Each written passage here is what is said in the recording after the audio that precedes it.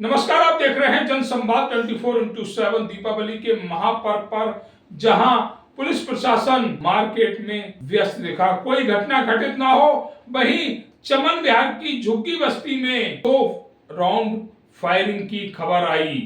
सूत्रों से मिली जानकारी के अनुसार यहां पर कुछ लोग जुआ खेल रहे थे। उस जुए में जो रकम लगी थी उसको लूटने के लिए 2 युवक पहुंच जाते हैं, तमंचे से फायरिंग करते हैं और एक युवक की जेब से 4 से 5 हजार रुपए निकाल लेते हैं। उसका मोबाइल भी छीनने की कोशिश की जाती है, परंतु उन्हें कामयाबी नहीं मिलती। शोर मचाने पर आसपास के लोग अपराधियों को पकड़कर पुलिस के हवाले कर देते हैं।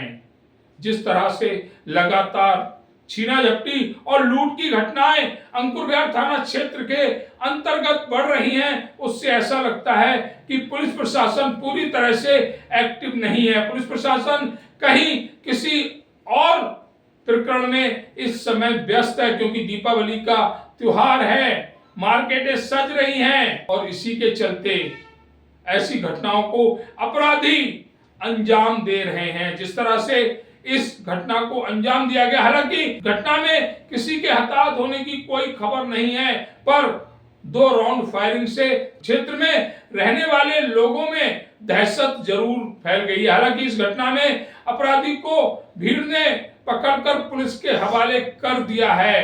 पुलिस जानकारी कर रही है कि अपराधी के पास अवैध हथियार कहां से आए। जिस तमंचे से फायर किया गया वह तमंचा कहां से आया, उसके आपराधिक जीवन को पुलिस खंगाल रही है। क्या ये पहली बार अपराधी ने किया है या इससे पहले भी उसने आपराधिक घटनाओं को अंजाम दिया है।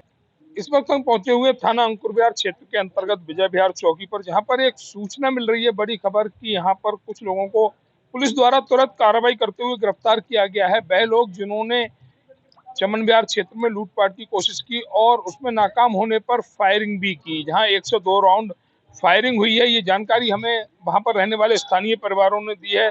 उससे भी बड़ी बात यह है कि आखिर ऐसे लोगों में इतनी हिम्मत कहां से आती है। जानकारी ये भी है कि एक व्यक्ति के साथ 3 से 4 हजार रुपए की लूट भी हुई है, छीने गए हैं। आखिर अपराध पर अंकुश लगाने में तमाम कोशिशों के बाद भी पुलिस प्रशासन अपराधों पर अंकुश नहीं लगा पा रहा है। क्षेत्र बड़ा है और कहीं ना कहीं मैं कहूँ सीधी बात तो पुलिस प्रशासन की कमी भी है।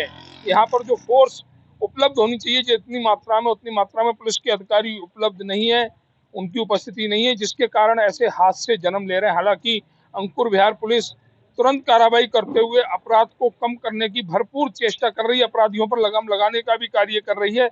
उसके बावजूद भी अपराध लगातार क्षेत्र में अपने पैर फैला रहे हैं। चमन विहार की जो घटना है वो काफी कुछ दर्शा रही है। हालांकि उम्मीद है पुलिस प्रशासन इस पर सख्त कार्रवाई करते हुए ऐसी घटनाओं में रोक लगाने का कार्य करेगा। आपका संजीत गुप्ता। संजीत गुप्ता जी कहाँ रहते हैं? चमन विहार चमन विहार में। अच्छा, आप यहाँ खड़े हुए हैं, जानकारी आई कुछ हादसा हुआ, क्या था हादसा? संगर इधर उधर से आ रहा था चुके से, हमने सोचा इधर से हम भी जा रहे थे तो उधर गोली बंदा चलाया, हमने बच गया बाल बाल, और दोबारा गोली लोडिंग करके फायरिंग किया। फिर भी फायरिंग नहीं हुआ तो हम गाँव वाला के जागरूक किया कि पकड़ो इसको, तब पकड़ा गया। अच्छा, तब पब्लिक ने पकड़ लिया। पकड़ लिया सर। चलिए, तो ये संजीत गुप्ता बता रहे हैं कि हमने एक जांबाज आदमी जो क्षेत्र के जिम्मेदार नागरिक हैं उसको होने का पूरा फर्ज निभाया और जो अपराधी फायरिंग कर कर जा रहे थे उनको पकड़ने की चेष्टा की और हम पकड़ने में कहीं ना कहीं कामयाब भी रहे। हालांकि पुलिस प्रशासन भी मौके पर पहुंच गया और उन अपराधियों को पकड़कर पुलिस ने अपनी कस्टडी में ले लिया। एक युवक और है जिसके साथ इस हादसे में कुछ पैसे की भी छीना झपटी हुई है। मेरा नाम सनाउल्लाह है। सनाउल्लाह, कहाँ रहते हैं आप? चमन विहार। चमन विहार से कुछ हादसा हुआ था, क्या हादसा था? जी मेरे साथ वहाँ पे जुआ चल रहे थे, जुआ खेल रहे थे लड़के, ठीक है सर जी। मैं वहाँ पे खड़ा हुआ था, सब भाग गए थे, मैं तो वहाँ खड़ा हुआ था, मैं भाग नहीं पाया। मेरे जेब से 4 हजार रुपए निकाल लिए। कितने निकाले? लड़के थे 2-3। 2-3 लड़के किस चीज से आए थे? वो तमंचा लेके आए थे, पिस्टल लेके आए थे, फायरिंग करी। एक फायरिंग करी, मैं छुप गया, मैं बच गया। वो लड़का भी था एक साथ, मेरे दोस्त वो भी था, पर सर जी ऊपर वाले ने बचा दिया मेरे को, बच गया मेरे चेहरे पर खौफ दिख रहा है, वो डर दिख रहा है, जो गोली चलने पर डर हो। जी। अच्छा, कितनी गोली चली वहाँ पे आपके साथ? 2 फायरिंग हुई है। 2 फायरिंग हुई। तो चोट वोट तो नहीं लगी आपके? नहीं, बच गया। तो ये कपड़े फाड़े उसने मेरा। सिर्फ कपड़े फाड़े, मतलब आपके मोबाइल भी निकाला जेब से, सारे पैसे तो निकाल के जेब से चेक करके उसके बाद उन्होंने भाग गए वहाँ से। उसके बाद फिर झुग्गी वाले उसके पीछे भागे।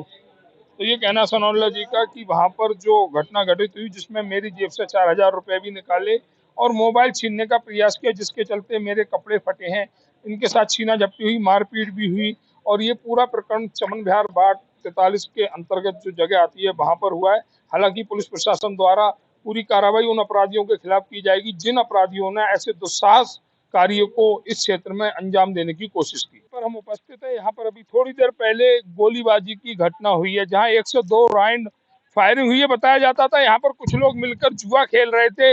इसी दौरान लुटेरे आते हैं और यहाँ पर उन लोगों से छीना झपटी करते हैं, पैसे की लूट करते हैं। साथ ही एक युवक से मोबाइल छीनने की कोशिश की जाती है। यहाँ के लोगों द्वारा उन अपराधियों को पकड़ लिया जाता है। इस समय अपराधी पुलिस की कस्टडी में है, लेकिन नाकाम पुलिस, लापरवाह भरी पुलिस। आखिर इस क्षेत्र में ऐसी घटनाएं क्यों हो रही हैं कि गोलीबाजी जैसी घटना, एक घटना कल रात हुई थी जहां कुछ लोगों ने एक युवक से पैसा छीना और उसके साथ मारपीट की। दूसरी घटना इस बाट 43 के चमन विहार क्षेत्र में हुई जहां पर इस झुग्गी वाले इलाके में कुछ लोग आते हैं और लूटपाट करते हैं, गोली भी चलाते हैं। एक युवक गोली से बाल बाल बचा। आखिर पुलिस क्या कर रही है? बड़ा सवाल कि आखिर पुलिस क्या कर रही है? क्या दीपावली जैसे त्योहार पर सुरक्षा की यही इंतजाम है कि दिन दहाड़े लूट हो रही है, दिन दहाड़े गोलियां चल रही हैं और पुलिस आराम से बैठी हुई है? जिस स्थान पर ये घटना घटित हुई यहाँ पर बताया जाता है कुछ लोग जुआ खेल रहे थे, वो भी गलत है। आखिर पुलिस सुरक्षा के नाम पर यहाँ के परिवारों को क्या दे रही है? क्या उगाही करने में मस्त है या फिर इसी तरह के कार्य जो घटित हो रहे हैं इनमें पीड़ित को न्याय मिलेगा? ये भी फाइलों में बंद हो जाएगा। गोलीबारी की घटना एक बड़ी घटना है। क्षेत्र में 102 राउंड फायरिंग होती है और उसके बावजूद भी यहाँ पर देखा जा रहा है कि पुलिस अपराधियों को तो ले गई लेकिन किसी से पूछताछ नहीं कर रही है। क्या कारण थे जो गोलियां चली? क्या कारण थे कि यहाँ तक अपराधी पहुंचे? ऐसी कोई जानकारी पुलिस के पास भी उपस्थित नहीं है। बस अपराधियों को यहाँ से ले गई। अब कोशिश होगी कि कैसे जेबें भारी हों, मामले को दबाया जाए।